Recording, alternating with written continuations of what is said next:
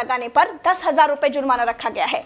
पूरा दिन सड़कों पर वसूली चल रही है। ठीक है, आपने अपनी तरफ से वसूली कार्यक्रम शुरू कर दिया है, लेकिन अस्पताल में बेड ना मिलने पर सरकार पर कितना जुर्माना होना चाहिए? वेंटिलेटर ना मिलने पर सरकार पर कितना जुर्माना होना चाहिए?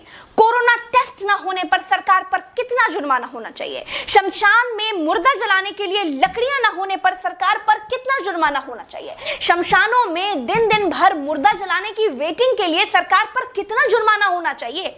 जितने मंत्री और ये मुख्यमंत्रियों ने बंगाल से कोरोना लाकर फैलाया है, उन पर कितना जुर्माना होना चाहिए? बंगाल में बिना मास्क महीने भर से घूम रहे नेताओं पर पर डे के हिसाब से कितना जुर्माना होना चाहिए?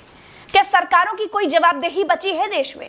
क्या सरकारों से सवाल पूछने वाला बचा है कोई देश में? क्या कोई पूछ सकता है कि 1 साल से देश कोरोना महामारी झेल रहा है, आपने पूरे देश में कितने नए हॉस्पिटल बनाए हैं?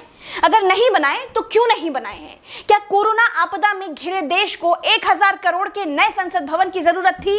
क्या देश को 300 करोड़ के नए बीजेपी दफ्तर की जरूरत थी? क्या देश को तत्काल 1100 करोड़ के राम मंदिर की आवश्यकता थी? मंदिर के लिए चंदा मांगा जा सकता है तो हॉस्पिटल बनाने के लिए भी सरकार चंदा मांग सकती थी, लेकिन अस्पताल बनाने की नियत नहीं थी। मूर्ति बनाने की नियत थी तो बना दी। सरकारों ने अस्पताल नहीं बनवाए। क्या इस देश की पब्लिक सरकारों पर कोई जुर्माना लगाएगी?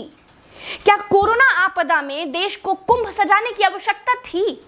क्या देश को कोरोना महामारी के बीच बंगाल चुनाव में रैलियों की आवश्यकता थी? नहीं थी। देश को अस्पतालों की, डॉक्टरों की, कोरोना की दवाइयों की जरूरत थी।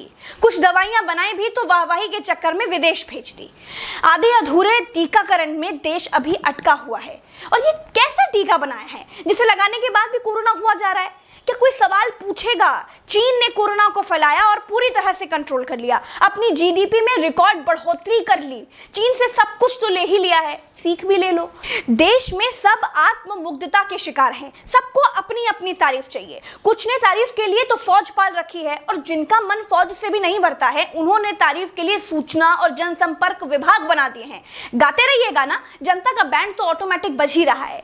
जिनके अगल बगल से कोरोना से लाशें नहीं उठी है ना, वो मेरी बात को नहीं समझ पाएंगे। जो कोरोना की पीड़ा से गुजरे हैं, जिन्होंने कोरोना से मरे हुए लोगों को शमशान में जलते देखा है, जिन्होंने कतार में लंबी लाशें देखी हैं, वो जान जाएंगे कि मैं क्या कह रही हूं और क्यों कह रही हूं। चलते हैं।